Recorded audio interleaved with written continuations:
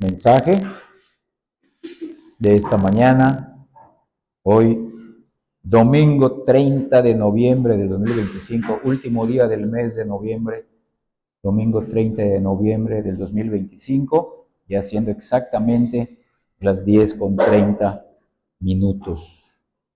La última vez que me tocó predicarles vimos el último tema de la serie La Justificación. Y antes de esa serie de la justificación, que fueron 30 mensajes, hemos visto también, cuando me he tocado predicar, el glorioso evangelio, la predicación del evangelio, cómo sé que he creído, la salvación. Entonces, todos los temas y las series que he compartido últimamente han redundado en la persona y en la obra de Cristo, la justicia y la santidad del Padre, la bondad del Padre al haber enviado a Cristo por nosotros los pecadores, a que viva, muera y resucite por nosotros. Pero esto también debe de redundar en un mayor acercamiento a Dios, debe de redundar en una mayor vida espiritual delante de Él. No solamente es llenarnos de un conocimiento que sí nos edifica, sí mueve las emociones, nos ayuda a obrar, pero como hemos cantado, lo más importante es la comunión con el Señor. Entonces hoy vamos a empezar con esta nueva serie. Vamos a poner en pausa todo lo que el Padre ha hecho, lo que Cristo ha hecho, lo que el Espíritu Santo tiene que hacer y sigue haciendo en los creyentes. Y vamos ahora a mirar un poco más acerca de nuestras responsabilidades, cómo debemos de responder a este amor. Una de las maneras es esta: ser guiados para que nosotros estemos orando cada vez más fervientemente. Como vimos hace rato en Santiago, ¿está alguno afligido? Dice, quédese afligido. No, aún estando afligido, haga oración. ¿Está alguno alegre?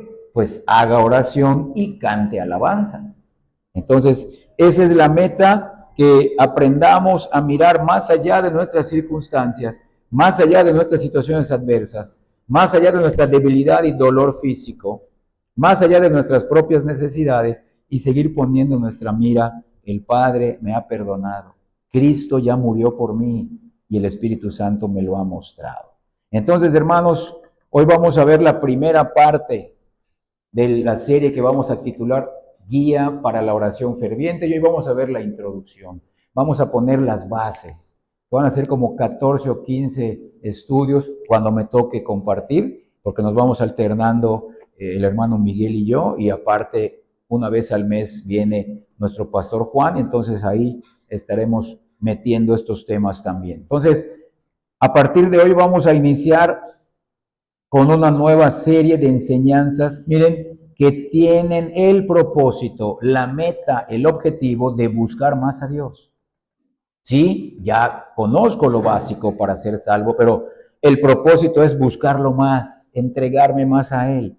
La meta de toda enseñanza teológica y doctrinal no solamente quedarnos en lo doctrinal y teológico intelectualmente, sino que es conocer mejor al Dios Trino y además procurar tener una mayor comunión con Él.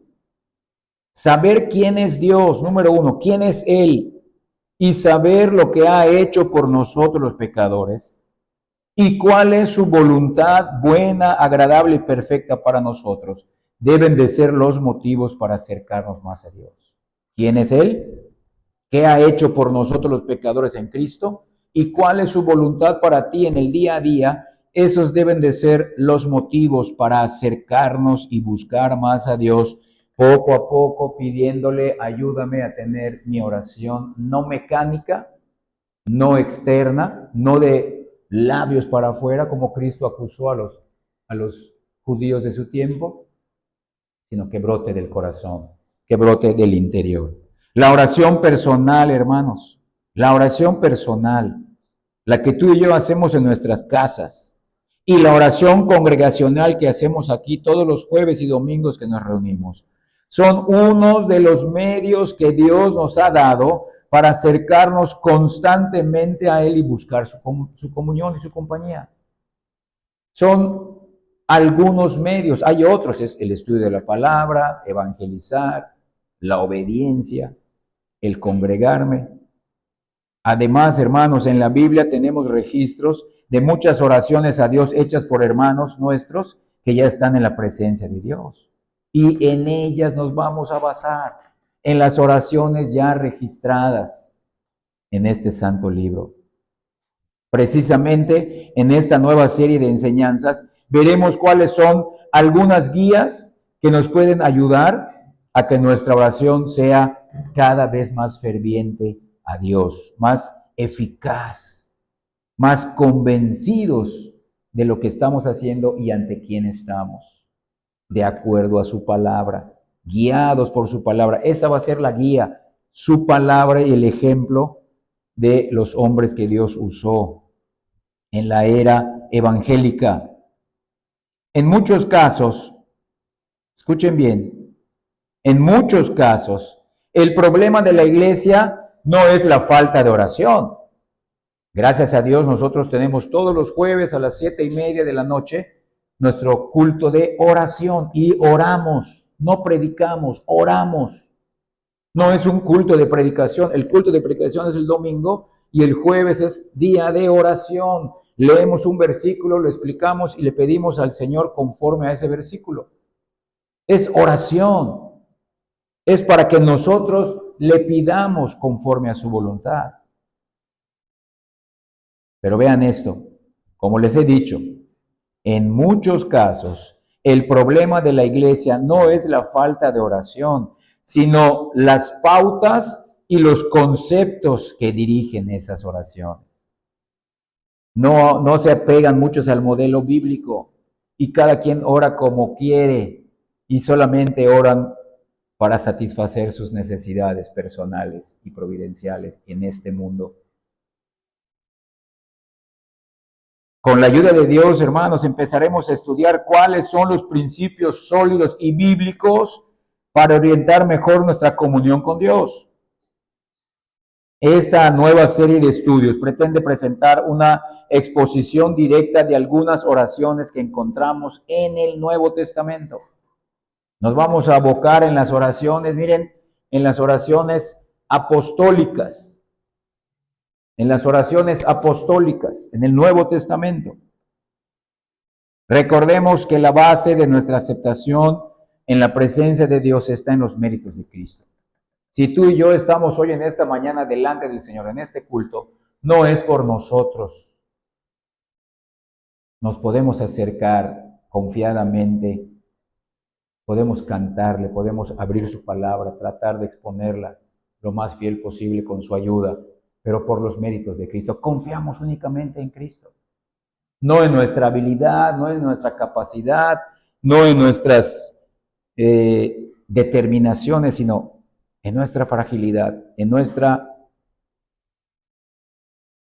debilidad. Solamente confiamos en Cristo. Es lo que el Padre ha hecho por nosotros.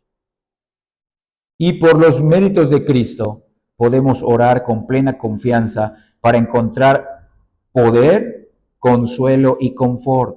Recuerden, hermanos, estas enseñanzas ya van a ser dirigidas para aquellos que ya experimentaron la salvación. Claro, no va a excluir a los no creyentes, pero vamos a tratar de que esto sea para que mejore nuestra intimidad con el Señor. Los que ya somos creyentes, maduros e inmaduros, recién convertidos o ya experimentados en el Evangelio. Por eso, pero eso no es todo.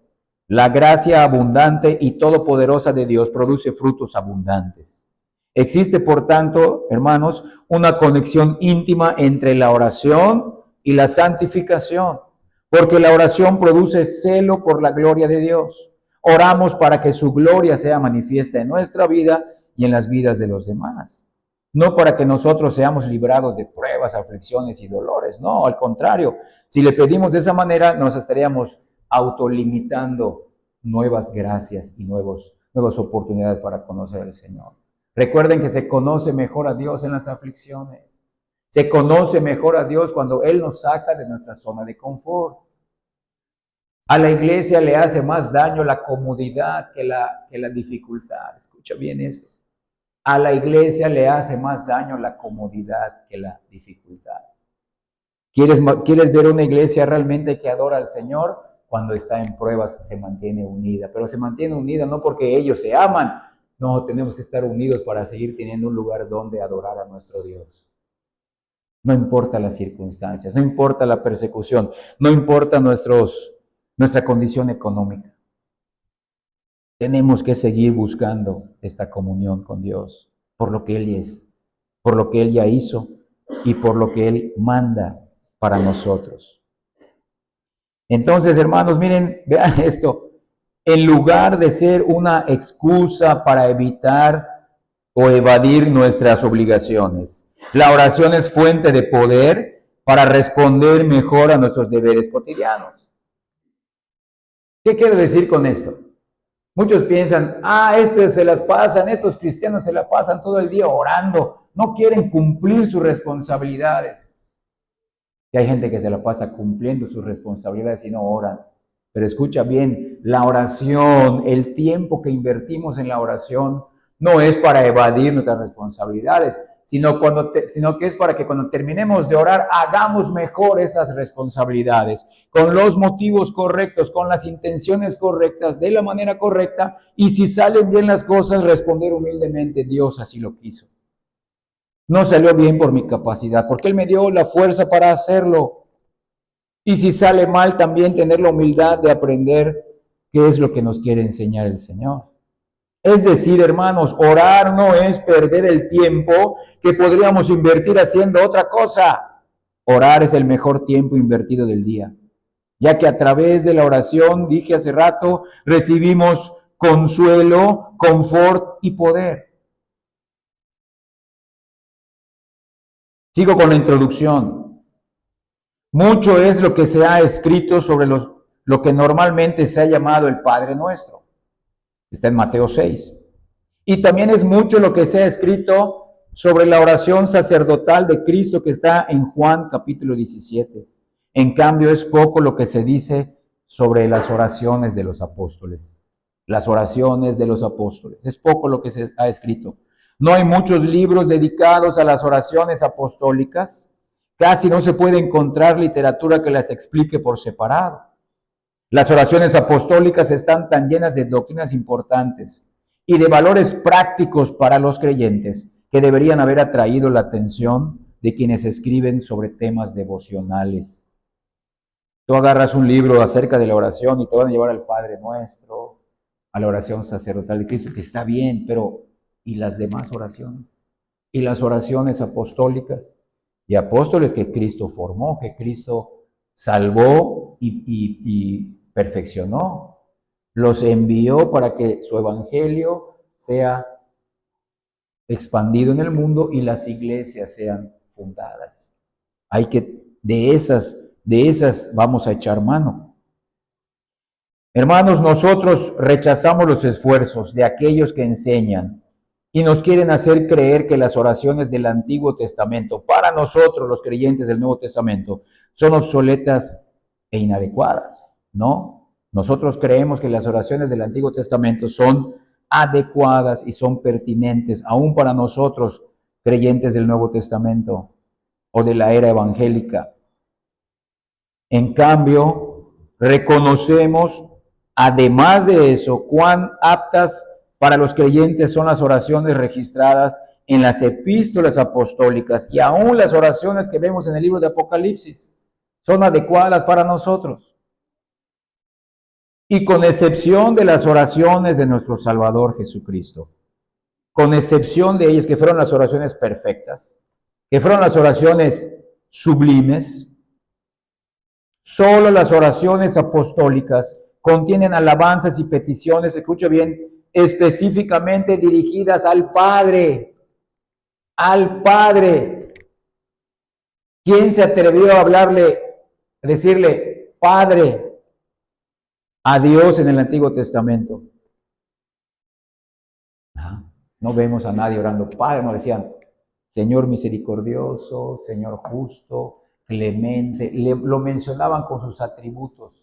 Elohim, Adonai, Jehová Nisi, Jehová Rafa, pero Cristo, Cristo nos vino a mostrar, ahora es su Padre, porque yo los voy a reconciliar con ese Dios justo, santo, bueno y perfecto. Vean esto, por eso tienen sí son importantes las oraciones del Antiguo Testamento, pero son preeminentes las oraciones de Cristo y de los apóstoles. Porque el Antiguo Testamento lo debemos de mirar e interpretar bajo la luz del Nuevo Testamento y el Nuevo Testamento bajo la luz del Evangelio. No perder de vista el Evangelio en el Nuevo Testamento. Entonces, de todas las oraciones que se encuentran en las Escrituras, solo las apostólicas son ofrecidas en el nombre de Cristo. En el Antiguo Testamento, ¿a quienes vemos? Jehová de los ejércitos, te oramos en el nombre de el mediador. Nadie. Te oramos en el nombre de tu ungido. No. Cristo nos vino a enseñar, ahora van a orar a alguien que no solamente es todo eso que los profetas del Antiguo Testamento mencionaron, sino que ahora es su Padre.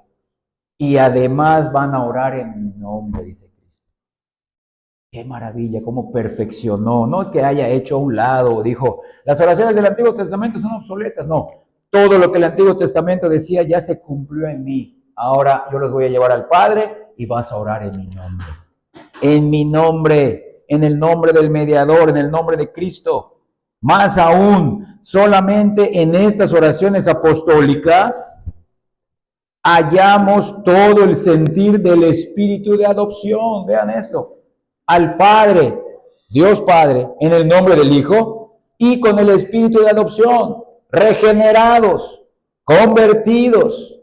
Por eso les dije, esta serie es para los que ya somos creyentes verdaderos. Solo nosotros podemos orar a alguien que ya es nuestro Padre porque hemos confiado en su Hijo y lo sabemos porque el Espíritu Santo nos regeneró. Tienen el verdadero espíritu de adopción.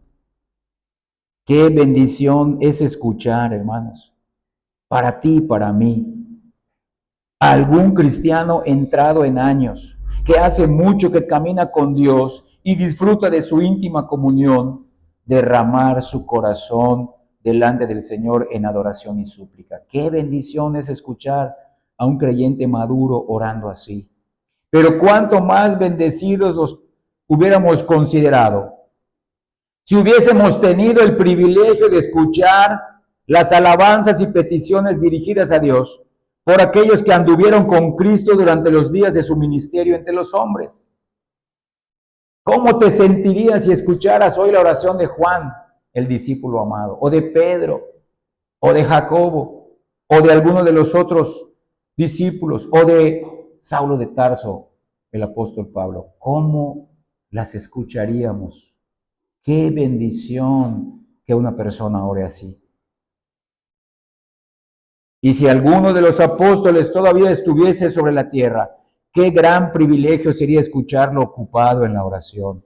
Sería un privilegio tan grande que estaríamos dispuestos a todo tipo de dificultades y aún a viajar largas distancias para ser favorecidos de esa manera. Escuchar la oración de algún apóstol. Y si nuestro deseo fuese concedido, cuán atentos escucharíamos sus palabras y cuán diligentemente las atesoraríamos en nuestros corazones y en nuestra memoria. Pero bien, no es necesario que pasemos ningún inconveniente, ni que hagamos un largo viaje, a fin de instruirnos y consolarnos y aún satisfacernos espiritualmente. Al Espíritu Santo le pareció bien dejar registro y constancia de algunas de las oraciones apostólicas. Hermanos, hemos apreciado este don tan grande, que las oraciones, algunas oraciones apostólicas están registradas. Hemos apreciado este don tan grande. ¿Alguna vez hemos hecho una lista de esas oraciones y hemos meditado en su significado?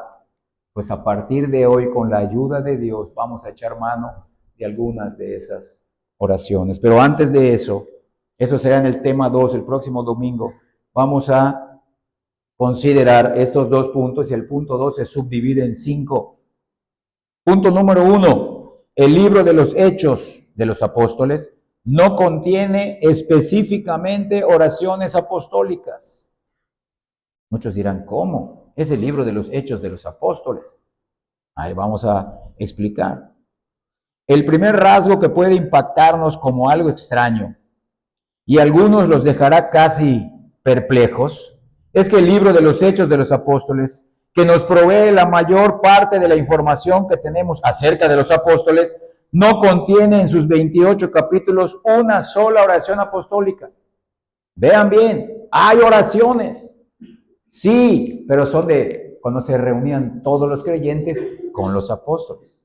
Aquí vamos a hacer una distinción, cuáles eran las oraciones apostólicas hechas por un apóstol a la vez, no las que se hicieron de manera congregacional con el resto de los creyentes. En ese sentido, el libro de los Hechos de los Apóstoles no contiene específicamente oraciones apostólicas, tiene oraciones congregacionales. Sin embargo, si lo pensamos un poco, veremos que esta omisión está en total armonía con el carácter especial de este libro, porque el libro de los Hechos de los Apóstoles es mucho más histórico que devocional y es más una crónica de lo que el Espíritu Santo obró por medio de los apóstoles que de la obra que hizo dentro de los apóstoles. Recordemos que el libro de los Hechos de los Apóstoles es el libro de la transición. En los 4 evangelios vemos cómo Cristo estableció su iglesia, la cual estaba formada por miembros de la raza judía y miembros de los gentiles. Y el libro de los Hechos nos va marcando cómo fue ese desprendimiento de la mentalidad judía, de que ellos pensaban, no, la salvación solamente es para nosotros, el Mesías solamente es para los judíos. No, en el libro de los Hechos vemos la transición, esto ya es para todas las naciones, es para creyentes elegidos en todas las naciones, tanto judía como el resto, como las naciones del resto del mundo. Y el libro de los Hechos es ese libro histórico que marca ese momento de transición, donde ya el judaísmo dejó de ser la religión del Dios que hasta ese momento había ordenado que se hiciera, y solo el pueblo judío era el pueblo elegido, de donde vendría Cristo, de donde vendría la simiente de la mujer que aplastaría a la serpiente. Entonces, el libro destaca los hechos públicos de los embajadores de Cristo y no tanto sus ejercicios espirituales privados. No obstante, se presenta a los apóstoles como hombres de oración, tal como sus propias palabras lo demuestran. Vamos a Hechos capítulo 6. Miren esto, en Hechos capítulo 6, cuando se convocó a todos los hermanos, a toda la multitud de los discípulos, para que ellos, la multitud, eligiera a los diáconos, para que a los 12 apóstoles se les dejara en este servicio. Miren, Hechos 6:4. Y nosotros persistiremos en la oración y en el ministerio de la palabra. ¿Ya vieron? Si se ponían a atender a las mesas de las viudas, de los huérfanos, entonces no es que ese servicio sea menor, no, sino que ellos fueron llamados para predicar y para orar. Y los otros pueden orar, servir, y los diáconos fueron elegidos para la mesa de las viudas, y luego vemos en las otras cartas la mesa de los huérfanos, la mesa del pastor y la mesa del Señor. Esas son las funciones, esas son algunas de las funciones espirituales de los diáconos. Una y otra vez los vemos dedicados a este santo ejercicio. Esto que dijeron lo demostraron. Mira, ahora Hechos 9:40. Hechos 9:40.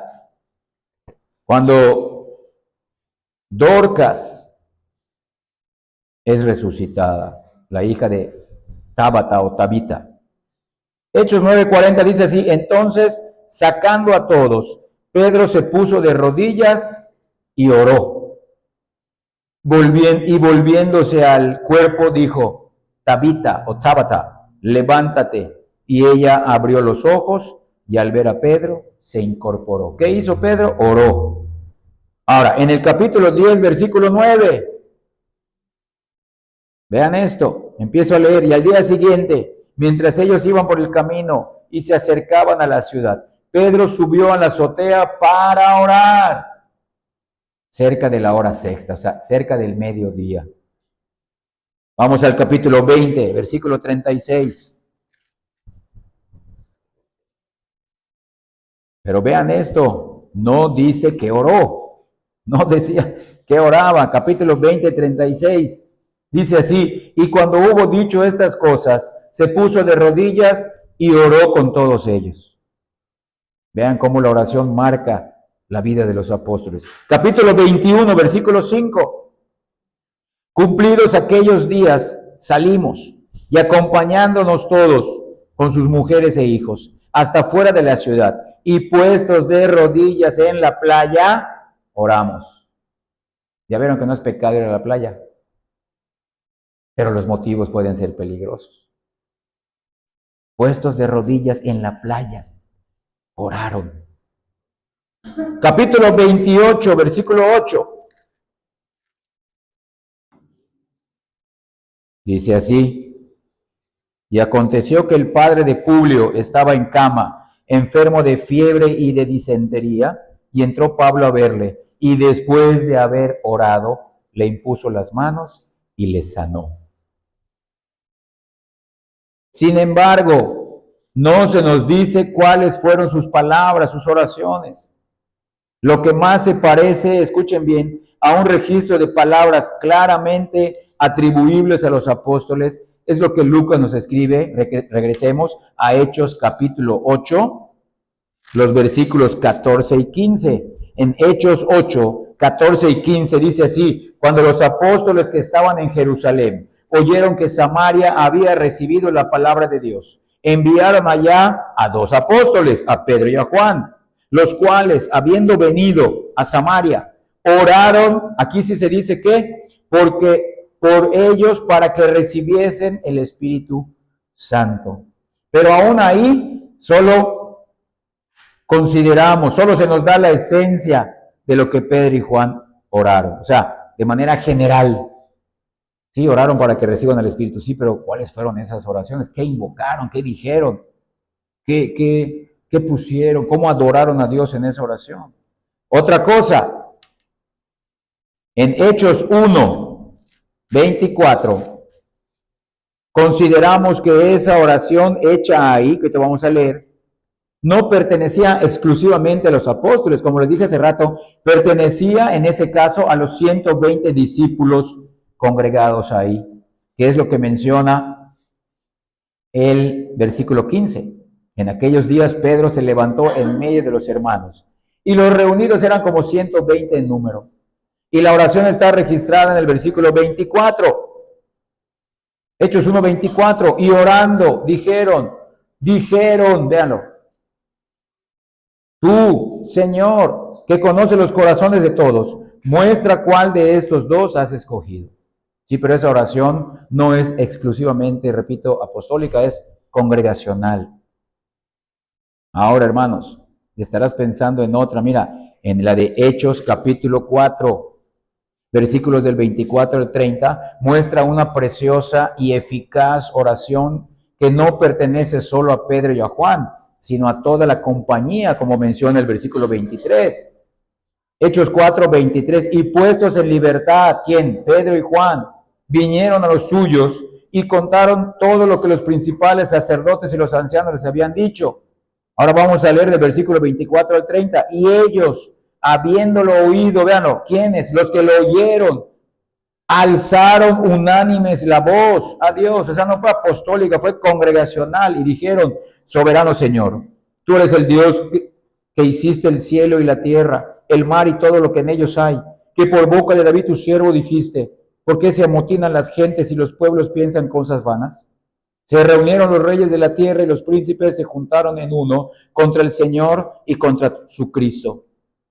Porque verdaderamente se unieron en esta ciudad contra tu santo Hijo Jesús, a quien ungiste, Herodes y Poncio Pilato, con los gentiles y el pueblo de Israel, para hacer cuanto tu mano y tu consejo habían antes determinado que sucediera. Y ahora, Señor, mira sus amenazas y concede a tus siervos que con todo denuedo, con toda valentía, hablen tu palabra, mientras extiendes tu mano para que se hagan sanidades y señales y prodigios mediante el nombre de tu santo Hijo Jesús. Es una oración congregacional, no es apostólica en sí. Por eso les repito, el libro de los Hechos de los Apóstoles no contiene específicamente oraciones apostólicas, son oraciones congregacionales. Y el segundo rasgo que puede impresionarnos es que la gran mayoría de las oraciones apostólicas que nos han llegado hasta nosotros, que están escritas en este libro, provienen del corazón del apóstol Pablo. Vean eso. Pablo no anduvo con los 12 primeros apóstoles. Pablo fue llamado después. Pablo fue llamado hasta que Cristo fue glorificado. Véanlo.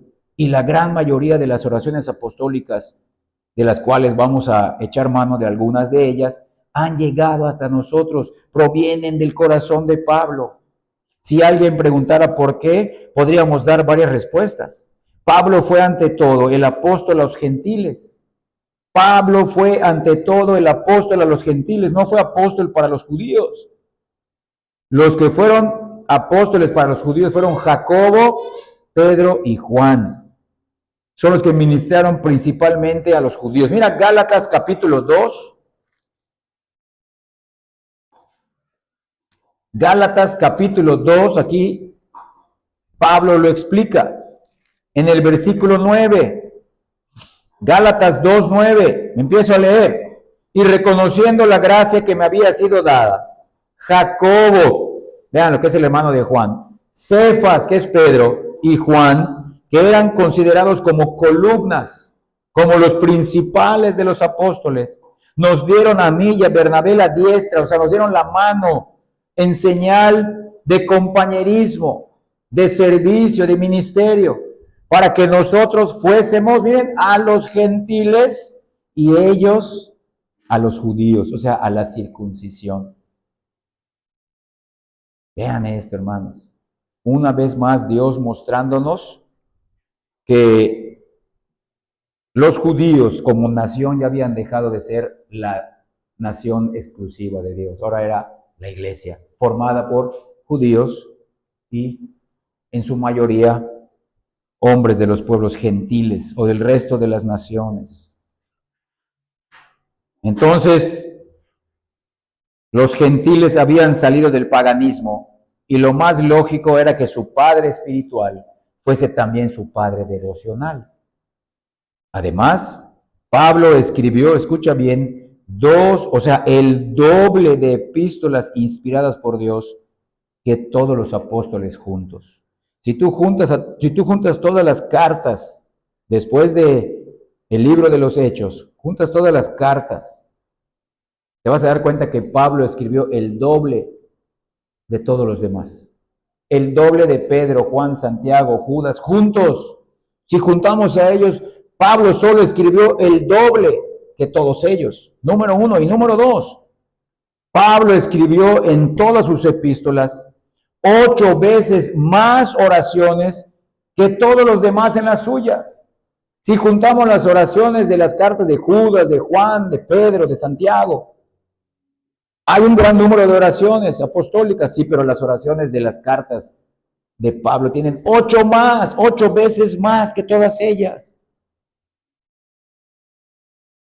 Pero recordamos principalmente lo primero que el Señor dijo de Pablo después de su conversión. ¿Qué fue lo que dijo? ¿Qué le dijo a Ananías? Ananías, anda a ponerle las manos y yo le devuelva la vista, porque Pablo está orando. Vamos a leerlo. Hechos 9:11. Estas son palabras de Cristo. Imagínate que Cristo diga de ti, no lo molesten. Mi hijo está orando. Véanlo. Hechos 9:11. Y el Señor le dijo, levántate y ve a la casa, y ve a la calle que se llama Derecha, y busca en casa de Judas a uno llamado Saulo de Tarso, porque he aquí, él está orando, él ora. Cristo mismo reconociendo esto. Era como si el Señor estuviera dando la nota clave de lo que sería la vida de Pablo, puesto que se distingue primordialmente como hombre de oración. Hombre de oración. Esto no quiere decir que el resto de los apóstoles no tuviesen este espíritu de oración, ya que Dios no utiliza a ministros que no oran, pues sus hijos no son mudos. Cristo afirma que la marca distintiva de los elegidos de Dios es que claman a Él de día y de noche. Acompáñame al Evangelio de Lucas, en el capítulo 18. Esta es la marca distintiva de los elegidos salvados de Dios. Lucas 18, 7. Pregunta Cristo, ¿y acaso Dios no hará justicia a sus escogidos que claman a Él, mira, día y noche? ¿Se tardará en responderles? Que claman a Él de día y de noche. Es el rasgo distintivo, la marca distintiva de los elegidos de Dios, clamar a Dios, ya sea de día o ya sea de noche. Aún así, Dios permite que algunos de sus siervos y de sus santos disfruten de un compañerismo más estrecho y constante con el Señor. Y a excepción de Juan, el discípulo amado, así le ocurrió obviamente al hombre que en una ocasión fue arrebatado incluso al paraíso. Y ese fue el apóstol Pablo. Dios le permitió tener una mayor cercanía con él. Dios le dio este privilegio. A Pablo se le otorgó una medida extraordinaria de espíritu de gracia y de oración, de modo que parece haber sido ungido con un mayor espíritu de oración que sus otros compañeros apóstoles. Es por eso que no es una sorpresa de que la mayoría de las oraciones apostólicas sean escritas por él. O sea, el Espíritu Santo quiso que esas oraciones tengan la mayoría en el Nuevo Testamento. Era tan grande el amor de Pablo por Cristo y por los miembros de su iglesia, y tal su solicitud por el bienestar y crecimiento espiritual de la iglesia, que de su alma brotaba continuamente un torrente de oración a Dios en favor de la iglesia y en gratitud por ella. Punto número 2. El amplio espectro. A esto me refiero, espectro. Aquí no estamos hablando de la palabra que se utiliza para el ocultismo, los espectros de no, el amplio rango, el amplio espectro de la oración. Por eso lo subdividimos en 5, porque es amplio lo que abarca la oración. Conviene señalar que en esta serie de estudios no vamos a limitarnos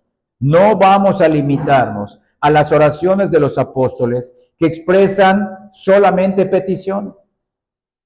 Porque muchas personas relacionan oración, vamos a orar, sí, tengo muchas necesidades. No solamente vamos a limitarnos a las peticiones, sino que abarcaremos un aspecto más amplio.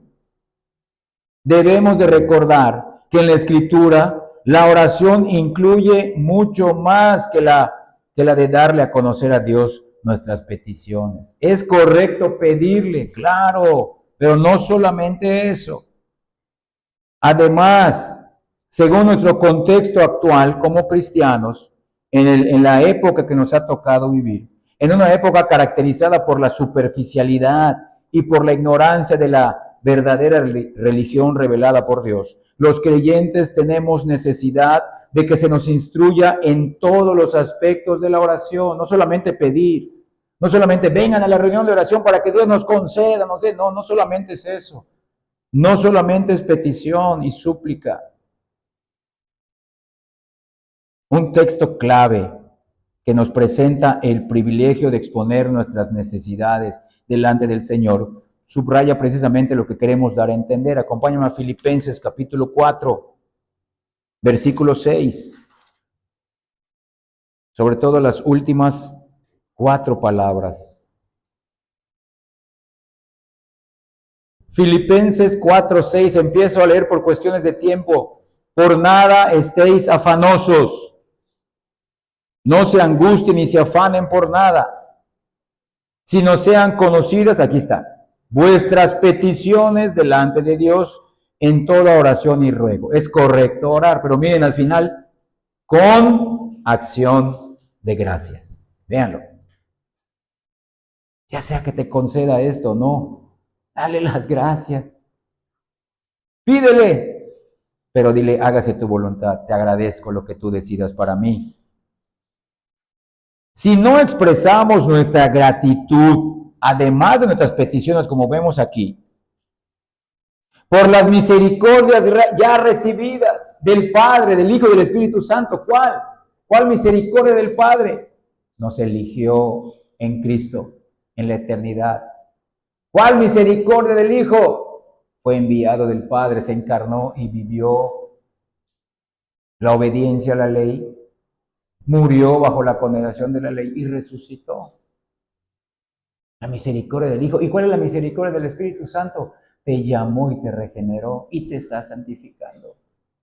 Si no podemos darle las gracias al Padre por su elección, al Hijo por su redención y al Espíritu Santo por su aplicación de esa redención y de esa elección del Padre, entonces le vamos a dar gracias solamente cuando cumplen nuestros caprichos. No, hermanos, ni solamente damos gracias a Dios Padre por concedernos lo que queremos. Entonces, si no expresamos nuestra gratitud por sus misericordias ya recibidas de ese Dios Trino, ni le damos gracias a nuestro Padre por concedernos, miren, el continuo favor, escucha bien, de poder presentar nuestras peticiones delante de Él, de poder tener el privilegio de estar delante de Él, solamente por estar delante de Él. ¿Quién es Él? ¿Qué ha hecho por nosotros en Cristo, como les dije al principio? ¿Y cuál es su voluntad? ¿Cómo podremos esperar que nos atienda para así recibir respuestas de paz? Hermanos, no podemos exigirle nada a Dios, es pedirle con oración y ruego. Señor, te ruego si esto es para tu gloria. Señor, todo lo que me des es nada comparado con lo que ya me diste en Cristo. Pero si esto es para tu gloria y es para mi crecimiento espiritual, concédemelo. Pero gracias porque se hará conforme a tu voluntad y como tú quieras y cuando tú quieras. No espero nada mejor que Cristo. Ni mi salud es mejor que Cristo. Ni que me saque la lotería y sea millonario es mejor que Cristo. Ni que me permitas vivir 150 años es mejor que Cristo. Hermanos, vean esto. Ni que tengamos una iglesia grande y próspera es mejor que Cristo. Ni que tengamos mejores predicadores es mejor que Cristo. Nada es mejor que Cristo. Por eso podemos darle las gracias, no importando nuestra circunstancia. Cristo ya murió por nosotros. Tenemos la misericordia del Padre. Tenemos la realidad de la vida y la muerte y la resurrección de Cristo. Tenemos la realidad de la obra interna del Espíritu Santo dentro de nosotros. No obstante, la oración en su sentido más sublime y pleno trasciende la gratitud por los dones recibidos. Escucha bien, trasciende la gratitud por los dones providenciales, temporales recibidos y aún los dones eternos que son la salvación, la vida eterna, el perdón, la justificación. El corazón se eleva más al contemplar al dador mismo de esos dones, de modo que el alma se postra ante Él en culto y adoración. Es por lo que Él es. Es por lo que Él es ya para nosotros. Es nuestro Padre. Es nuestro Padre y siempre quiere lo mejor para nosotros. ¿Dónde te lo demostró? En la cruz del Calvario. Y te lo demostró de manera personal cuando te regeneró y te convirtió. Y además en la santificación te lo está confirmando. Tú puedes decir, es que Dios ya se olvidó de su amor hacia mí. No, todo lo que nos pasa es porque nos ama. Todo lo bueno y lo malo desde nuestra perspectiva nos pasa en el contexto de su amor de Padre. Él sí conoce y sabe lo que necesitamos. Miren, hermanos, ya vimos que no solamente es petición, no solamente es gratitud. aunque no deberíamos apartarnos de la materia que estamos tratando para entrar en el tema de la oración. Es preciso señalar un tercer aspecto que todavía existe y que debe de preceder a la petición y a la gratitud. Vean esto. Aquí leímos en Filipenses 4:6, sean conocidas vuestras peticiones con oración y ruego, con acción de gracias, petición y gratitud. Pero escuchen bien, antes de eso hay otro aspecto. Me refiero al autoaborrecimiento y a la confesión continua de nuestra propia indignidad y pecaminosidad. ¿Qué mereces tú de Dios? ¿Qué merezco yo de Dios? ¿Dios está obligado conmigo? ¿Dios está obligado contigo? No. No, hermanos. Debemos de reconocer quiénes somos delante de ese Dios. El ser humano debe de recordar solemnemente que ante quien se acerca en oración es nada menos que el Altísimo. Ante él, leemos en Isaías 6:2, que aún los mismos serafines cubren su rostro. Imagínate, los serafines cubren su rostro en indignidad ante ese Dios. No es que ellos sean indignos. No, los serafines elegidos son dignos, porque así los hizo Dios. Pero aún ellos ven su dignidad y cuando ven al Padre y ven al Hijo y al Espíritu Santo, dicen, no, esto es otra cosa. Este Dios no es como nosotros. Es más que nosotros, es diferente, es único. Y aunque la gracia divina ha hecho del cristiano un hijo, podemos decir, Él es ahora mi Padre, Cristo es mi Señor, el Espíritu Santo es mi Consolador, soy hijo de Dios. Aún el creyente sigue siendo una criatura creada por ese Dios y como tal está a una distancia infinita e inconcebible de su Creador. Es del todo apropiado que uno sienta profundamente esta distancia entre la criatura y el Creador y que la reconozca tomando ante Dios su lugar en el polvo. Me acerco a ti indigno, me acerco a ti inmerecedor, me acerco a ti agradecido de que siendo como soy desde la eternidad me elegiste. Y desde hace poco más de 2000 años Cristo murió por mí. Yo soy indigno, no soy nadie para estar en tu presencia. Tengo que pedirte las cosas, pero que sean de acuerdo a tu voluntad, para la gloria de tu Hijo y con el poder del Espíritu Santo, siendo yo indigno. Hermanos, debemos de recordar también que por naturaleza no solo somos criaturas, sino que somos criaturas pecadoras. Pecadoras. Vean a qué tipo de personas Dios salva.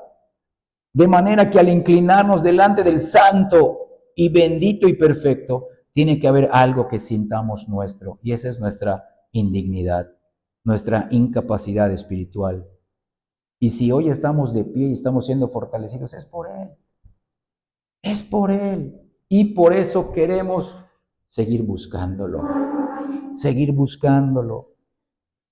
No tengo lo que yo quisiera, Señor, pero yo te busco por lo que ya me diste sin buscarlo, me diste a Cristo. Yo estaba persiguiendo mi propia vida, estaba persiguiendo mis sueños, mi mejor carrera, mi matrimonio bonito, ser famoso y grande en el mundo y despertar la envidia de otros, siendo próspero, poderoso. Yo eso perseguía, pero tú me diste lo que yo necesitaba. Me mostraste mi pecado, me mostraste tu ira, pero me mostraste tu salvación en Cristo. ¿Cómo no voy a agradecerle a este Dios? Hermanos, solo así podremos en algún sentido y realismo invocar la mediación y los méritos de Cristo, como les dije al principio, como el fundamento de nuestra oración a Dios. Yo vengo delante de ti, yo te llamo mi Padre, yo me considero tu Hijo, pero por los méritos y la obra consumada de Cristo. No por lo que yo puedo hacer, no por mi habilidad de memorizar la Biblia, no porque me congrego, no porque ofrendo, no porque escucho la palabra, es por Cristo. Y por Cristo hago todo lo demás. Pero mi fundamento, mi base, yo invoco tu nombre confiando en Cristo. Hermanos, hablando en términos generales, la oración incluye, número 1, confesión de pecado. Número 2, peticiones para que nuestras necesidades, primero las espirituales y luego las físicas, sean suplidas. Y número 3, el homenaje de nuestros corazones al dador mismo en gratitud. Véalo, repito, en otras palabras, podemos decir que los principales elementos de la oración son la humillación, número 1, número 2, la súplica, y número 3, la adoración en gratitud.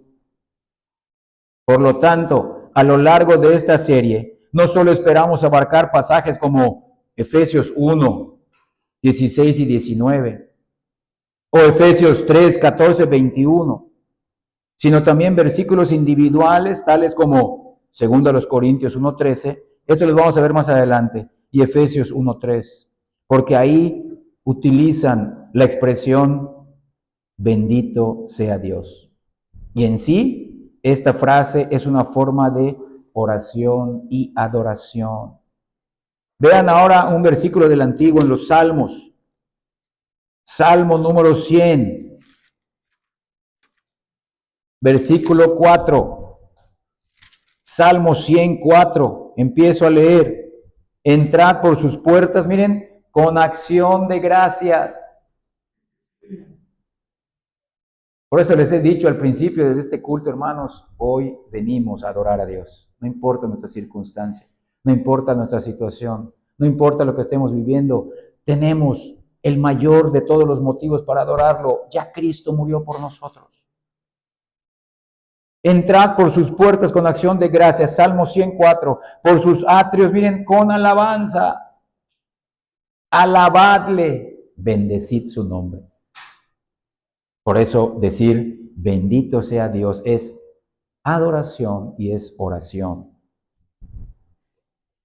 Además, hermanos, antes de pasar a nuestro inciso A, que son incisos cortos, además, el incienso ofrecido en el tabernáculo, que era una tienda de campaña móvil porque se estaba moviendo en el desierto, el tabernáculo del desierto en el Éxodo, y el templo ya construido por Salomón, consistía de un compuesto de diversas especies. Acompáñame al segundo libro de la Biblia, que es el Éxodo, en el capítulo 30, versículos 34 y 35. Éxodo 30, 34 y 35. Empiezo a leer.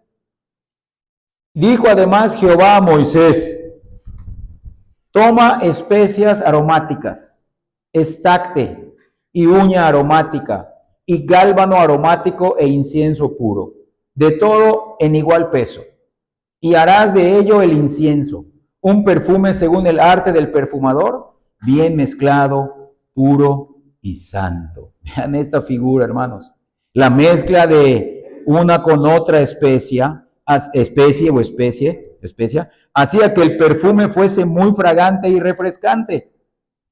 El incienso, ahora ya teniendo ya toda la revelación del Antiguo y el Nuevo Testamento, el incienso era un tipo o una figura de la intercesión en oración que efectuaría nuestro gran sumo sacerdote y aún de las oraciones de los santos. Mira Malaquías, el último libro del Antiguo Testamento. Malaquías 1:11.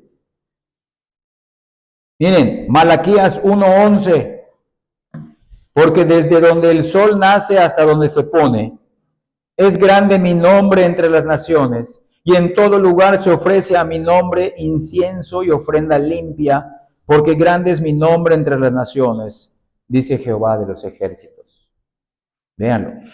Ahora, Apocalipsis, último libro ahora del Nuevo Testamento y de toda la Biblia, en el capítulo 8, los versículos 3 y 4. Apocalipsis 8, 3 y 4. Dice así: otro ángel vino entonces y se paró ante el altar con un incensario de oro, y se le dio mucho incienso para añadirlo a las oraciones de todos los santos, sobre el altar de oro que estaba delante del trono. y de la mano del ángel subió a la presencia de Dios el humo del incienso con las oraciones de los santos. Ahí está la figura. Véanlo. Es la intercesión de Cristo y nuestras oraciones, peticiones, súplicas, sí, pero también acciones de gracias, considerándonos indignos delante de Él. Hermanos, de la misma manera, en nuestro acercamiento al trono de la gracia, debe de haber una mezcla proporcional de humillación, súplica y adoración en gratitud. No una cosa con la exclusión de otra, sino una mezcla equilibrada de todas ellas. Ahora sí, pasamos al inciso A. Vamos a ver parte de ese amplio panorama o espectro de la oración. La oración es tarea principal y primordial de los ministros. El hecho de que las epístolas del Nuevo Testamento den fe de tantas oraciones nos llama la atención sobre un aspecto importante de la tarea ministerial de los ministros. El predicador no ha terminado con sus obligaciones cuando deja el púlpito, ya que es preciso que riegue la semilla que ha sembrado. Vean cómo esto no es algo mecánico.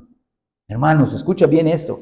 La tarea principal del predicador no es tener series de sermones. Véanlo, esto me compromete, véanlo. La tarea del predicador, del pastor, del ministro, del misionero, no es tratar de tener los mejores sermones.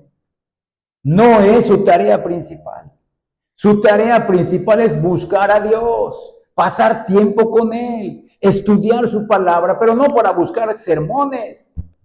No estudiar libros solamente para buscar sermones. Quiero conocerte. Y Dios lo irá guiando. En la medida que vaya conociendo a ese Dios trino, lo irá guiando para que Él, Dios mismo, le dé los sermones que va a predicar. Y tiene que buscar a Dios en oración. Vean esto. Entonces, repito, el predicador no ha terminado con sus obligaciones dominicales cuando deja el púlpito, ya que es preciso, repito, que riegue la semilla que ha sembrado. Ya hemos visto que los apóstoles se dedicaron de lleno a la oración y al ministerio de la palabra, con lo que leímos en Hechos 6:4, dejando un ejemplo excelente para todos aquellos que los siguen en esta sagrada vocación. No solo hay que poner atención en el orden, la oración y la palabra, sino que hay que obedecerlo y practicarlo. No solamente es ver el orden de prioridades que establecen los apóstoles, hay que obedecerlo y practicarlo. Oración y ministerio de la palabra. Comunión con Dios y la palabra. Estudiar su palabra, comunión con Dios, buscarlo en oración, leyendo, pidiéndole y luego predicar la palabra. Porque no es hablar de teología, hermanos, es hablar de Dios. Tenemos que hablar del Padre, del Hijo, del Espíritu Santo por medio de la teología y de nosotros mismos como viles pecadores por medio de la teología. La teología no es el fin, la Biblia no es el fin, el culto no es el fin del domingo, es un medio para adorar a Dios. No importa con cuánto cuidado y laboriosidad preparemos nuestros sermones, estos llegarán a los oyentes sin la unción del Espíritu, si no han nacido de un alma que se ha afanado grandemente delante de Dios, que ha pasado tiempo con Él. No tendrán la unción del Espíritu, porque no es la capacidad del predicador lo que cambia las almas. No es la capacidad del predicador la base para que el incrédulo sea salvo.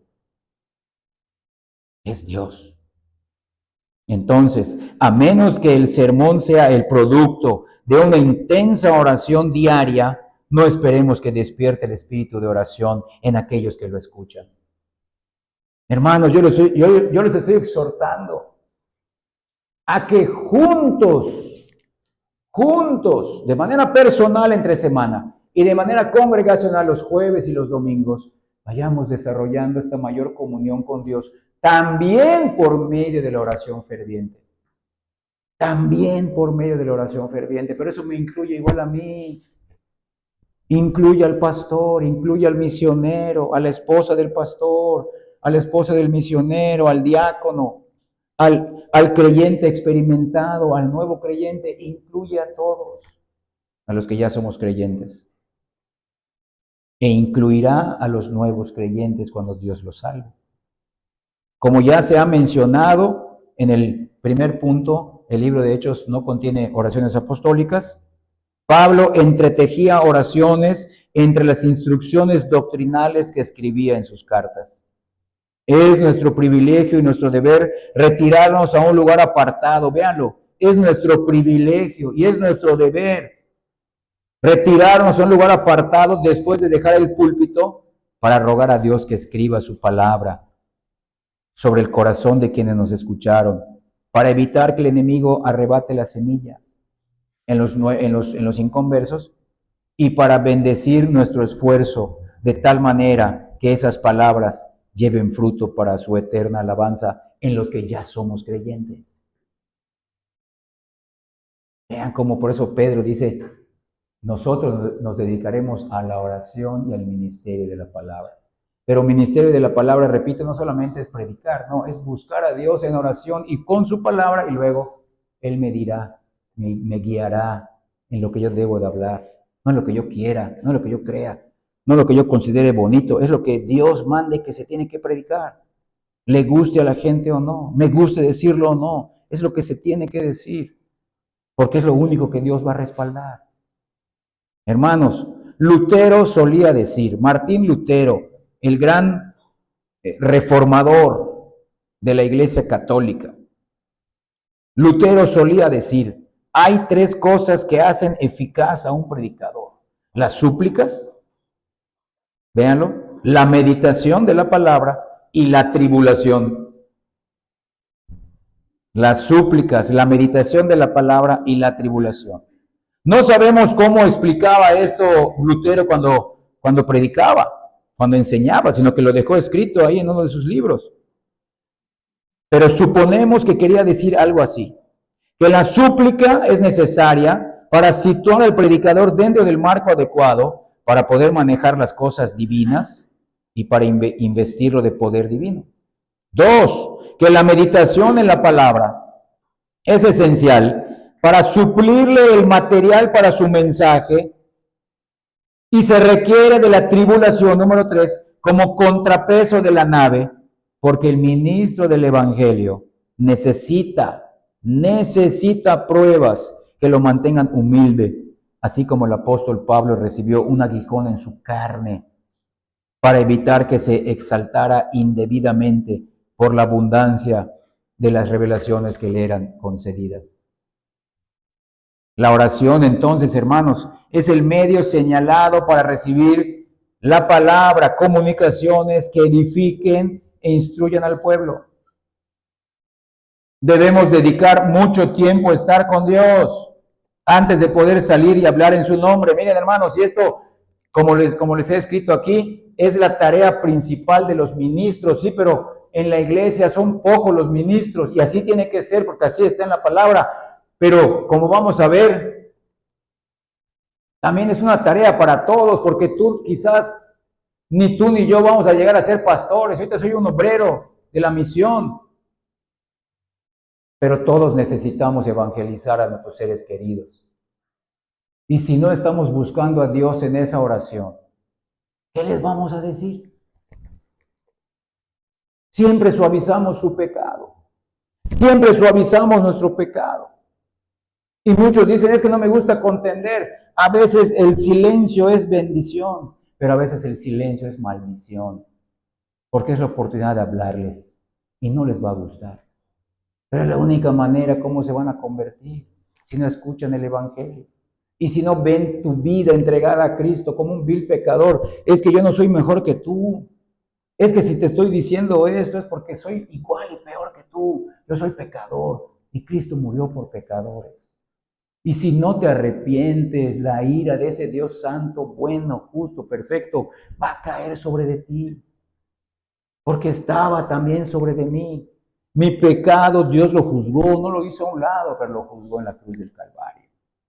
Y eso a nadie le gusta, pero es la única manera como podemos pedirle a Dios que salve a los nuestros. Tenemos que hablarles el Evangelio, no solamente orar por ellos, pero escuchen, debemos dedicar mucho tiempo, repito, a estar con Dios antes de poder salir y hablar en su nombre, ya sea que seamos ministros o creyentes del pueblo. Epafras, uno de los pastores de Colosas, de la iglesia de Colosas, había salido de casa para visitar a Pablo. Epafras era pastor de Colosas. Al concluir su epístola a los colosenses, Pablo informa a sus destinatarios que Epafras, su pastor, intercedía por ellos fielmente. Vean esto, Colosenses capítulo 4. Colosenses 4, versículos 12 y 13. Empiezo a leer. Os saluda Epafras. Esta fue una carta para toda la iglesia, no para los ministros de la iglesia, para toda la iglesia. Dice el apóstol Pablo a la iglesia de Colosas. Les saluda Epafras, el cual es uno de vosotros, siervo de Cristo. Ahí está. Siempre rogando encarecidamente por vosotros en sus oraciones, para que estéis firmes, perfectos y completos en todo lo que Dios quiere. Véanlo. No para que vivamos la vida que queremos, en todo lo que Dios quiere. Porque de Él doy testimonio de que tiene gran solicitud. O sea, lo hace constantemente, es solícito por vosotros y por los que están en la Odisea y los que están en Hierápolis. Vean eso. ¿Qué hace un ministro? Orar. Hermanos, ¿es posible recomendar a algún pastor de los que conocemos ante su congregación en estos términos? Hermanos, valoren a su pastor, fulano de tal, porque me consta que ora solícitamente a Dios por ustedes. Que Dios nos permita, si Él quiere que lleguemos a ser una iglesia independiente, local y funcional, que nuestro pastor también tenga estas cualidades. Que ore por el pueblo que Dios le va a dar. Pero no para que sea un pueblo dócil, que no sean rebeldes, que siempre estén de su lado. No, que seamos lo que dice aquí. Véanlo, un pueblo, hermanos, firme, dice el final del versículo 12, perfecto y completo. ¿Pero para qué? Para todo lo que Dios quiera. Para que Él nos use como quiera, cuando quiera, haga con nosotros lo que quiera. No lo que queremos. Como les he dicho en otras series, ¿para qué queremos vida y salud? Para que yo logre mis sueños, porque yo quiero ver realizada esta meta. Sí, pero esa meta es bíblica. ¿Es una meta que Dios te dio? ¿Es para su gloria o es solamente para que tú quieras seguir viviendo como tú crees que vas a ser feliz? Inciso B. La oración es una tarea universal entre los creyentes. No se piense que el énfasis que las epístolas hacen en esto indica que la oración es una tarea exclusiva de los predicadores, como vimos en el inciso A. No es una tarea exclusiva de los pastores. Las epístolas van dirigidas, todas las epístolas van dirigidas a creyentes en general, quienes necesitan practicar todo lo que estas epístolas contienen. Los cristianos también deben orar mucho, y no solamente por ellos mismos, sino por todos sus hermanos en Cristo. Debemos orar deliberadamente, de acuerdo con los modelos apostólicos que vamos a ver a partir del próximo domingo, y pedir las bendiciones particulares, espirituales, que ahí se especifican. Porque miren, en solo este ejemplo de Epafras, ¿qué oraba? No, Señor, permite que fulano, su esposa, se convierta y tengan un matrimonio maravilloso y sus hijos se entreguen a ti y su familia. No, ese es punto y aparte. Que los que ya son creyentes hoy sean perfectos, maduros y firmes. para que cuando vengan otros los vean y digan, esto es una realidad. Esto transforma pecadores en esto, pero no para que ellos sigan viviendo y quieran vivir ahora los sueños que siempre tuvieron, sino porque es lo que Dios quiere. Entonces sí, Dios te va a usar para que evangelices a tu esposa. Dios te va a usar para que evangelices a tu esposo, porque eso es lo que Dios quiere. No necesariamente se va a salvar, pero vas a ser útil en las manos de Dios, con tus seres queridos, con tu familia extendida. Vas a ser útil en tu trabajo para Dios. Vas a ser útil en tu vecindario, en tu comunidad, como ciudadano. Pero vean la meta aquí. Son peticiones del hombre hacia el hombre interior. Firme, perfecto, completo en todo lo que Dios quiere. Y así sí se afanaba Epafras. Esa es la oración que nos debe de afanar. No solamente los ministros, sino también todos. Señor, que esta iglesia crezca en madurez. Que no crezca en números si no quieres. Si somos pocos o muchos, que sea tu voluntad, que crezcamos en madurez, que crezcamos en solicitud, que crezcamos en oración ferviente, que estemos decididos. Nosotros somos pecadores, merecíamos morir, merecíamos ir al infierno, pero Cristo quiso venir por mandato del Padre amoroso a morir por nosotros bajo la ira de Dios. Hermanos, no hay manera mejor, ni más valiosa, ni más práctica, ni más eficaz de expresar nuestra solicitud y afecto por los hermanos, que presentarlos en oración delante del Señor y llevarlos en los brazos de nuestra fe y de nuestro amor. No puede ser posible que tú tengas falta de perdón por alguien que estás orando para que Dios lo fortalezca, lo cuide, lo edifique, lo confirme, lo santifique. Entonces, al estudiar las oraciones en las epístolas y al considerarlas frase por frase, como vamos a ver en algunos casos, aprenderemos con mayor claridad qué bendiciones espirituales primero debemos de procurar para nosotros y para nuestros hermanos. Sabremos cuáles son los dones y las gracias espirituales por los que debemos ser muy solícitos como Epafras. ¿Qué es por qué se quedaron registradas aquí estas frases? Véanlo, firme, perfecto, completo, pero para lo que Dios quiere. El hecho de que estas oraciones, inspiradas por el Espíritu Santo, hayan quedado registradas, y estas, porque hicieron muchas más los apóstoles, estas quedaran registradas en el Sagrado Libro, hace ver que los favores particulares que en ellas se piden son lo que Dios nos ha permitido buscar y de seguro podemos obtener de parte de Él. Si están escritas es porque Dios se las dio a ellos en ese tiempo y se las ha dado a todos los creyentes de toda la era evangélica y nos las puede dar a nosotros, pero son bendiciones espirituales. Miren cómo lo expone Juan en su primera carta, antes de Judas y el Apocalipsis. Primera carta de Juan, en el capítulo 5, versículo 14 y 15. Primera de Juan, capítulo 5, 14 y 15. Es un pasaje conocido. Y esta es la confianza, miren. Esta es la confianza que tenemos en Él. Que si pedimos alguna cosa conforme a su voluntad, no a mi voluntad, entonces tengo la confianza de que Él me oye. ¿Y dónde conozco su voluntad? En la palabra. Y si sabemos que Él nos oye, en cualquier cosa que pidamos, de acuerdo a su voluntad, sabemos que tenemos las peticiones que le hayamos hecho. Las vamos a recibir.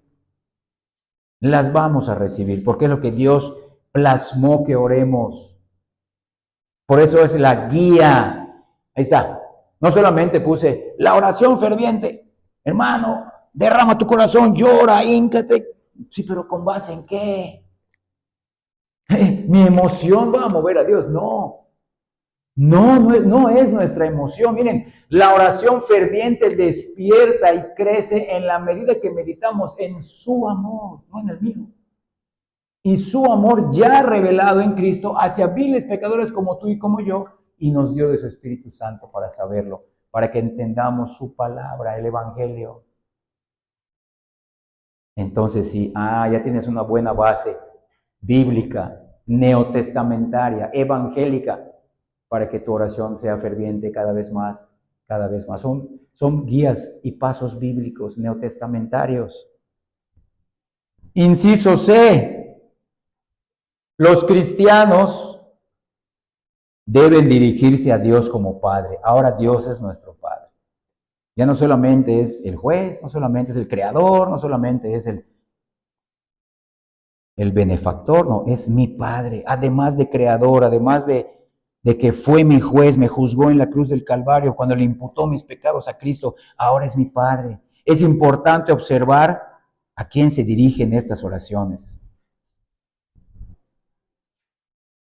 No solamente vamos a leer que son expresiones áridas y uniformes, sino que muestran una adecuada variedad de dicción y la forma más frecuente en que se invoca a la deidad ahora es usando el nombre Padre. Todo el Nuevo Testamento, Padre nuestro, Padre. Y vamos a ver algunos ejemplos. Miren, por ejemplo, vamos a 2 Corintios. Este pasaje lo mencioné hace rato. 2 Corintios 1:3. Padre misericordioso. 2 Corintios 1:3. Véanlo. Vean cómo empieza. 2 Corintios 1:3. Empiezo a leer. Bendito sea el Dios y Padre de nuestro Señor Jesucristo. Padre de misericordias y Dios de toda consolación. 2 veces menciona Padre.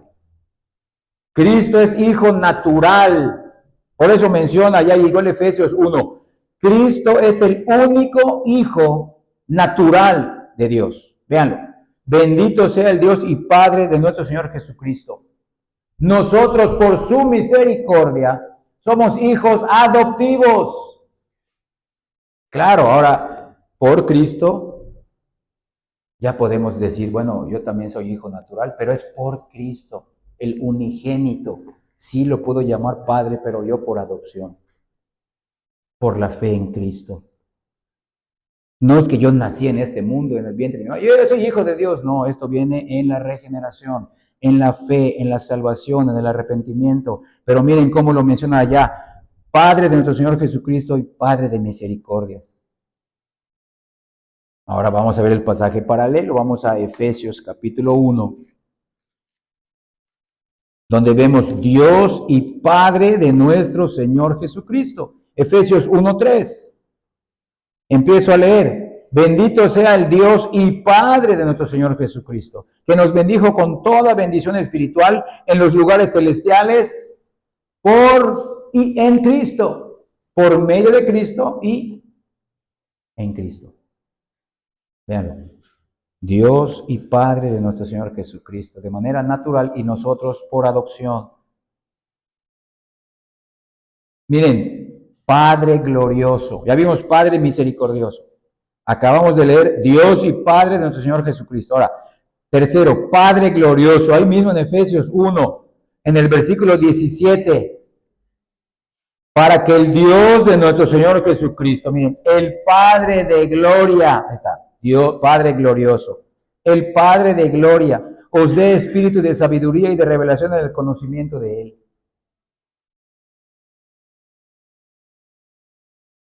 Y allá también en Efesios 3:14, que son parte de las oraciones que vamos a estudiar un poco más adelante. Efesios 3:14, mira.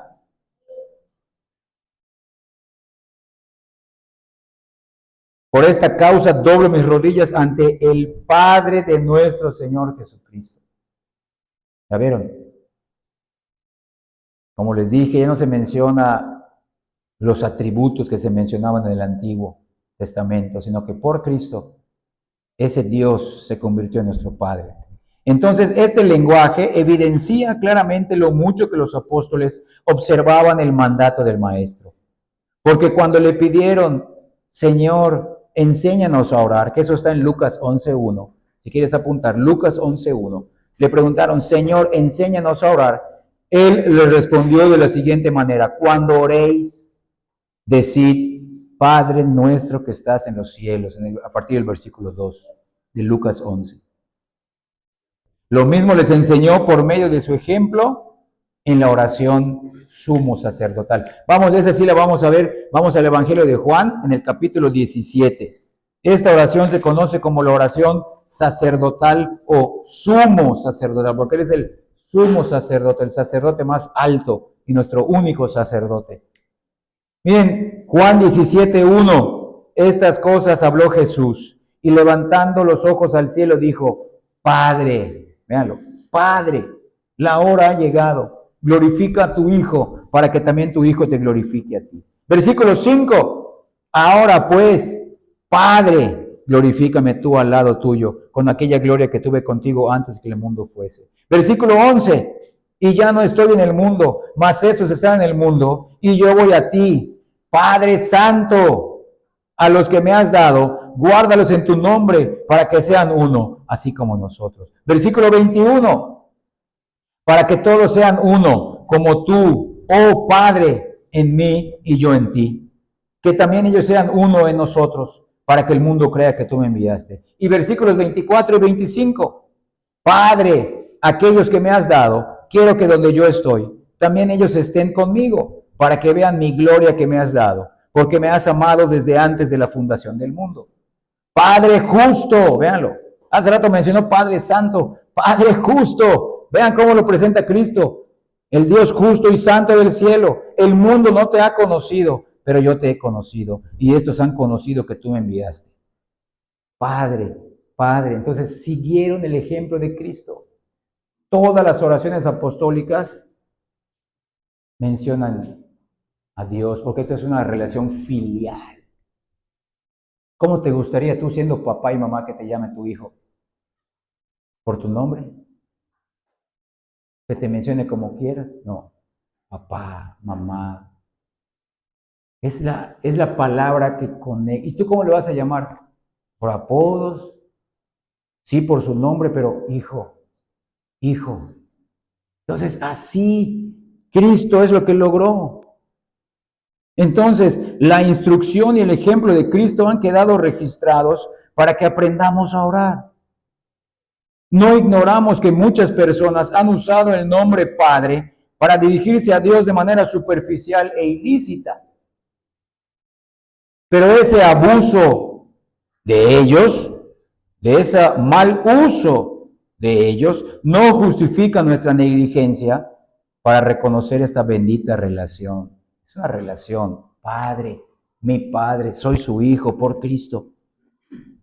Hermanos, nada ha sido mejor calculado para producir calidez en nuestro corazón y darnos libertad de expresión delante de Él, que el reconocimiento de que nos estamos acercando a nuestro Padre.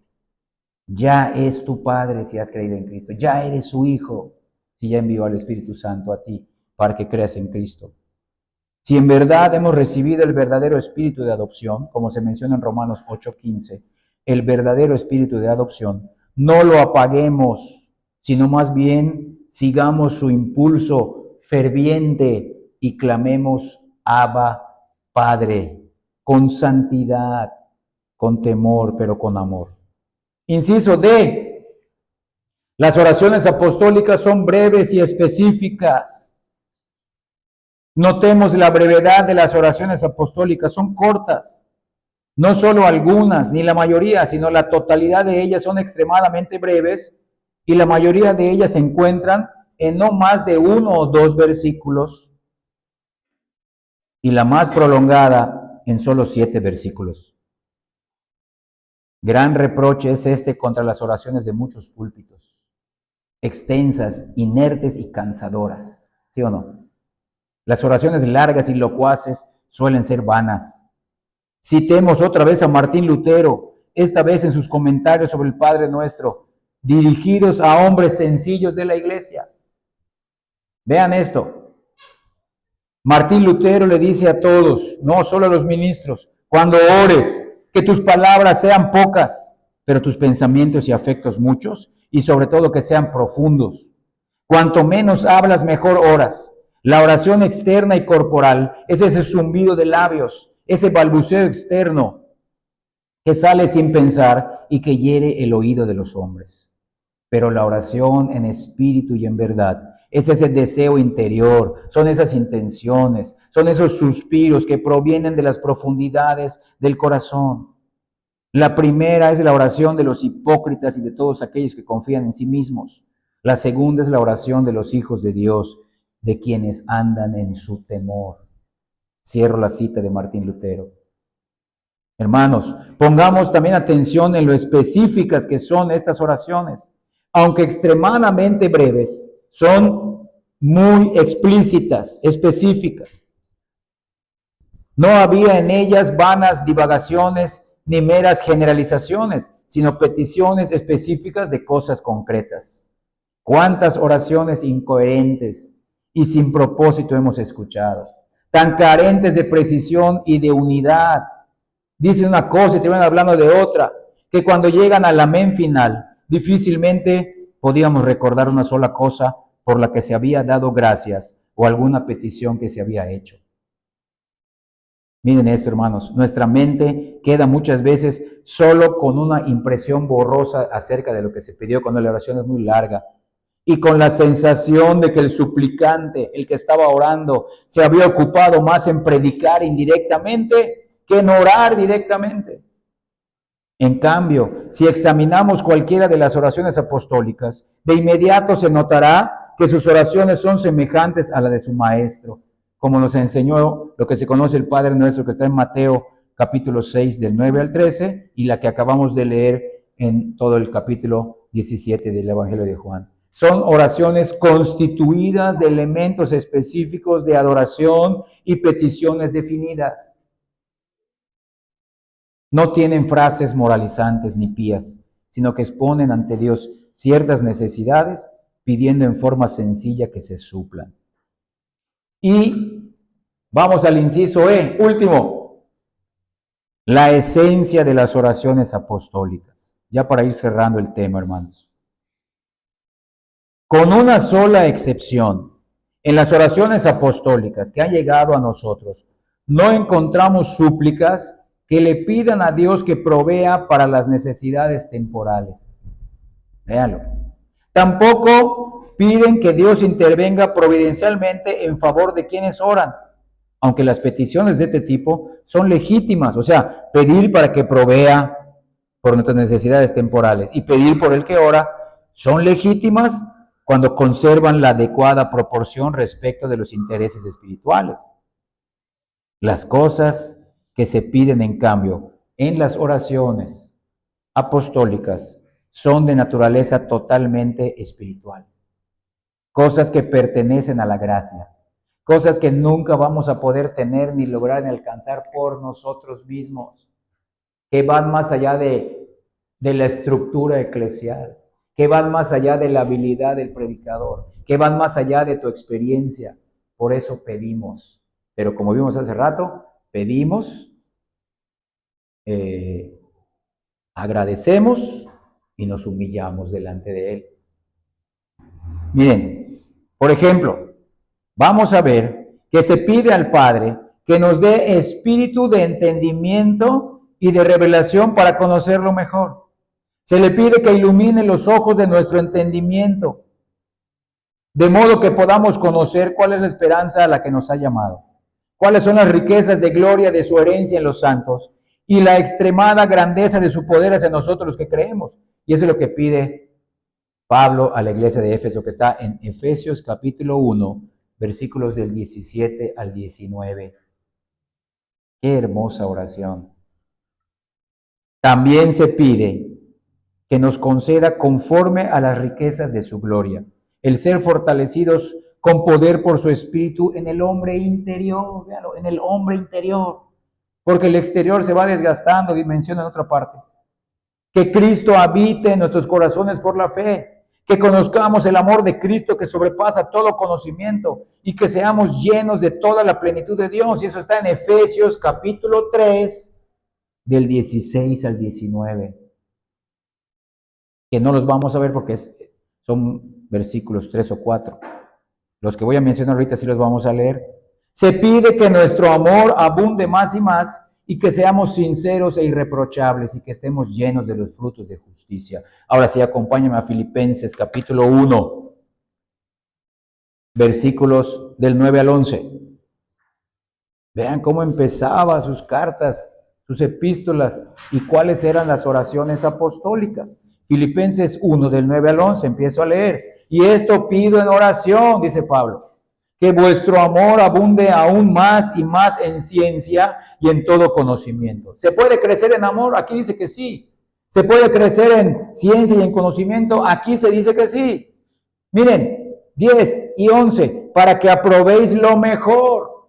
Hay cosas buenas, pero no son mejores. Lo espiritual es mejor, a fin de que seáis sinceros e irreprensibles para el día de Cristo. Son cualidades espirituales, cualidades de un creyente maduro, llenos de frutos de justicia, que son por medio de Jesucristo, para gloria y alabanza de Dios. Vean esto. Cosas de un creyente maduro que ha caminado con Dios, que ha sufrido, que ha sido atribulado, pero ha experimentado más gracia, más comunión con Dios. Y puede ir caminando hacia una oración cada vez más ferviente. Dios no me ha fallado, Dios no me va a fallar. Sí, pero no para que yo realice mi vida. Dios no me va a fallar hasta que logre su propósito en mí. También se ora. Esa es la esencia de las oraciones apostólicas. También se ora que andemos como es digno del Señor, agradándole en todo. Acompáñame, avanza una página, Colosenses capítulo 1, versículo 10. Dice, Colosenses 1:10, para que andéis como es digno del Señor. Miren, agradándole en todo. Véanlo, no dice agradándole en el culto de la adoración, en todo, en cada área. Como esposo, como madre, como padre, en tu trabajo, agradándole en todo, llevando fruto en toda buena obra y creciendo en el conocimiento de Dios. Por eso les he dicho, hay grados de la presencia favorable de Dios. Todos tenemos la fe verdadera y aún la fe tiene diferentes medidas si es la verdadera. Pero también hay grados de comunión y conocimiento con Dios. Y eso involucra nuestra responsabilidad, hermanos. También se ora las oraciones apostólicas que seamos totalmente santificados. Sigue avanzando conmigo la primera carta a los tesalonicenses, en el capítulo 5, versículo 23. Dice, primera a los tesalonicenses 5, 23. Y el mismo Dios de paz os santifique por completo, y todo vuestro ser, espíritu, alma y cuerpo sea guardado irreprensible para la venida de nuestro Señor Jesucristo. Vean qué diferentes son las oraciones apostólicas a las que hacemos nosotros. No, Señor, por favor, quítame este sufrimiento, no permitas esta enfermedad. ¿Por qué ahora, Señor? Es decirle, Señor, si esto que me está pasando, que no te pedí, ni me gusta, está redundando que tú ya eres mi Dios y mi Padre de paz, me estás santificando, y es una manera de santificarme por completo en mi espíritu, en mi alma y en mi cuerpo, y si esto es para que yo sea guardado irreprensible, para no pecar en contra de ti, hasta la venida de Jesucristo, pues que así sea, Señor. Si esto me va a llevar a una vida de dolor y de sufrimiento, pero si eso se está cumpliendo, dame la gracia para aceptar. Eso le da gloria a Dios. Ese es el camino que nos cuesta, me incluyo. Esto también me pega a mí. Yo estoy en el mismo proceso que tú. Hermanos, repito, no está mal, ni es poco espiritual orar por nosotros mismos, así como no es incorrecto que supliquemos por misericordias temporales. Una sola vez encontramos a Pablo orando por sí mismo. ¿Cuándo fue eso? Cuando pidió por su aguijón. 3 veces, Señor, quítame esto, quítame esto. Una sola vez encontramos a Pablo orando así. Y muy pocas veces, según el registro bíblico, o lo que el Espíritu Santo quiso dejar registrado aquí en el Nuevo Testamento, muy pocas veces por individuos en particular. Y así es de esperarse, tratándose de oraciones que son parte del registro público de las Santas Escrituras. Aunque sin duda creemos que en privado el apóstol Pablo oró mucho por casos individuales.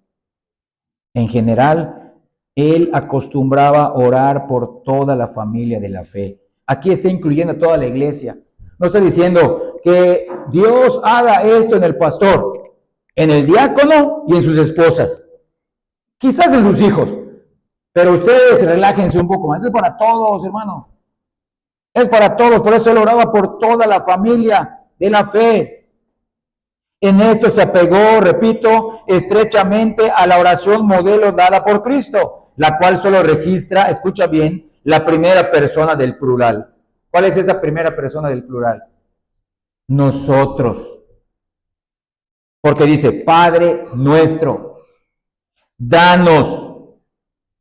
No solamente dame, perdónanos, líbranos. Véalo, primera persona del plural, hablando para toda la iglesia.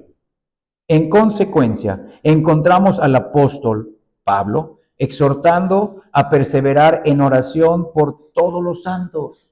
Efesios capítulo 6, versículo 18, dice así: y orando en todo tiempo, con toda oración y súplica en el Espíritu, y velando en ello, miren, con toda perseverancia y súplica por todos los santos. ¡Qué bendición! Y él mismo nos da ejemplo de esto. Rogó al Padre que la iglesia de Éfeso pudiera comprender, junto con todos los santos, cuán ancho, largo, alto y profundo es el amor de Cristo. En fin, que conozcan ese amor que sobrepasa nuestro conocimiento. Y eso está en Efesios capítulo 3, versículo 18 y 19. ¿Qué correctivo para el egocentrismo es esto, hermanos? Al orar por todos los santos, me incluyo a mí mismo. Al orar por mis hermanos, por la iglesia, me incluyo a mí mismo, porque yo soy parte de Cristo y de esa iglesia. Finalmente, si se leen atentamente todas las oraciones apostólicas, se notará que ninguna de ellas se da lugar alguno a lo que es tan importante en las oraciones de los arminianos. Por ejemplo, ni una sola vez encontramos que se pida a Dios que salve al mundo en general. Salva a todo el mundo, Señor. Salva a este país. No, en ninguna parte vemos que se ore así. Eso lo oran los carismáticos y los arminianos y los ultra neopentecostales. Miren, ni tampoco vemos que se pida en las oraciones apostólicas que se derrame el Espíritu Santo sobre toda persona sin excepción, no, sino que se derrame sobre aquellos que están destinados para salvación. Los apóstoles ni siquiera oraron, escucha bien, por la conversión de toda una ciudad en donde estuviera localizada una iglesia cristiana. Cuando tú lees la carta a los Efesios, no se está refiriendo a toda la ciudad de Éfeso, ni a toda la ciudad de Colosas, ni de Filipos, ni de Tesalónica, sino a la iglesia y a las iglesias locales que estaban en esas ciudades. Véanlo, no estaban diciendo, bueno, como ya hay una iglesia en Filipos, ahora sí vamos a pedirle a Dios que salve a todos los filipenses. No, Dios va a salvar a los elegidos que están en Filipos. Va a salvar a los elegidos que estamos en Mérida y que han venido de otras ciudades aquí a Mérida a vivir. Hermanos, y esto así oran los carismáticos, los pentecostales, los arminianos. No, Señor, América para Cristo, México para Cristo. No, eso nunca. Eso no lo vemos en las oraciones. No es la esencia de estas oraciones. Esas son gentes que piensan que Dios es bueno y está obligado a salvar a todos. No, no conocen que Dios es santo y justo. En esto, los apóstoles se conformaron nuevamente al ejemplo que les fue dado por Cristo. Vean esto, Cristo dice, no ruego por el mundo, sino por los que me has dado. Y ahí está en la oración sumo sacerdotal, Juan 17:9. Evangelio de Juan, el 17:9. Dice así: yo ruego por ellos, no ruego por el mundo, sino por los que me diste, porque tuyos son. Vean esto. Si se objeta, si viene alguien y nos objeta, ahí el Señor Jesús oraba solo por sus discípulos inmediatos de ese momento, solo estaba orando por los 12. La respuesta es que cuando extiende su oración más allá de los 12, no lo hace por el mundo, sino únicamente por su pueblo creyente que se levantará hasta el fin del mundo. Vean ahora los versículos de ahí del capítulo 17, versículos 20 y 21. Mas no ruego solamente por estos 12, véanlo. No ruego por estos, sino también por los que han de creer en mí por la palabra de ellos. ¿Y cuál es esa palabra? Las cartas apostólicas, las epístolas. Porque ellos son el fundamento de la iglesia. Porque a ellos se les iba a dar la revelación para que lo escriban y esa verdad sea la que trascienda por toda la era evangélica. Claro, ellos apoyados en el fundamento, que es la roca principal, que es Cristo. Pero dice, van a creer en mí por la palabra de ellos, para que todos ellos sean uno, pero solo los creyentes, como tú, oh Padre, en mí, yo en ti, que también ellos sean uno en nosotros, para que el mundo crea que tú me enviaste. Véanlo, cómo pone al mundo aparte. El mundo va a vernos, no va a querer estar con nosotros para decir, estos loquitos que se reúnen todos los domingos, que quién sabe que están haciendo ya fanáticos, van a decir, estos son diferentes a nosotros. No porque el mundo se va a convertir, sino porque se van a burlar y nos van a aborrecer. Pero a nosotros, ¿qué nos importa? Porque aquí, en este pueblo, en este lugar, podemos adorar al Dios que nos eligió y que envió a Cristo a salvarnos. Y ya para terminar, hermanos, Pablo enseña que se hagan plegarias, oraciones, súplicas y acciones de gracias por toda clase de gente, por reyes y por todas las autoridades. ¿Sí? También este versículo lo sacan en su contexto. 1 Timoteo capítulo 2, versículos 1 y 2. Dice así, 1 Timoteo capítulo 2, versículos 1 y 2. Exhorto ante todo a que se hagan rogativas, oraciones, peticiones y acciones de gracias por todos los hombres. ¿Quiénes? Por los reyes y por todos los que están en eminencia. Pero miren, ¿para qué? Para que vivamos los creyentes dentro de la gracia común que ellos reciben, vivamos quieta y reposadamente en toda piedad y honestidad. Véanlo. La oración no es por la salvación de ellos. Claro, podemos decir, Señor, si hay un elegido entre ellos, sálvalo. Pero no es para que el Señor salva, por favor, a Huacho Díaz Mena, Señor. Mérida sería diferente si tuviéramos un gobierno. No. Para que vivamos quieta y reposadamente. Para que las leyes humanas se apliquen. Para que podamos vivir como sociedad, incrédulos y creyentes, y podamos vivir piamente. Ahí dice, en toda piedad y honestidad, para que tengamos paz y tranquilidad. Hay mucho que aprender, hermanos, de las oraciones apostólicas. Ya teniendo esta introducción, que Dios quiera que por medio de esta serie crezca nuestro conocimiento de Dios, del Dios Trino, Padre, Hijo y Espíritu Santo, 3 personas, un solo Dios. Que podamos entender mejor la obra de redención hecha por nuestro Señor Jesucristo hacia nosotros los pecadores. Y que su Espíritu nos capacite y fortalezca a buscar más a Dios en oración ferviente y eficaz. Esa es la meta, saber más, pero para buscarlo más. Hermanos, como dije al principio, orar no es perder el tiempo, no es evadir responsabilidades. Escucha bien, no hacerlo sí lo es. No orar sí es perder tiempo, porque te has perdido tu tiempo en otras cosas y no oras. Hermanos, que la oración ferviente a Dios sea un distintivo más de que hemos recibido la gracia de Dios. Sea un distintivo de que somos de Él, de que Él es nuestro Padre y somos sus hijos. Que Él nos limpie y santifique y perfeccione para que podamos ser instrumentos útiles en sus benditas manos. Que así sea, hermanos. Gloria a Dios. Vamos a continuar con nuestro culto de adoración a Dios.